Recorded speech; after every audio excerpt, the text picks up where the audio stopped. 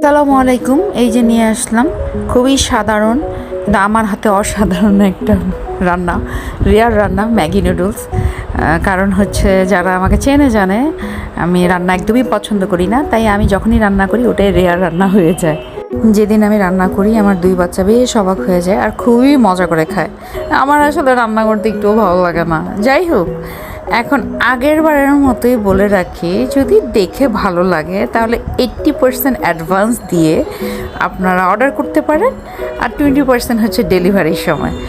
আর যদি খেতে খারাপ হয়, এখানে ভাই আমি কিছু ব্যাক করতে পারবো না, আর এটাতে আমি দায়ী না। আমি কষ্ট করে দাঁড়িয়ে দাঁড়িয়ে রান্না করেছি, আমার রেয়ার রান্না আপনি খেয়েছেন, এটাই তো অনেক। এটার আবার কোনো ক্ষতিপূরণ আছে নাকি?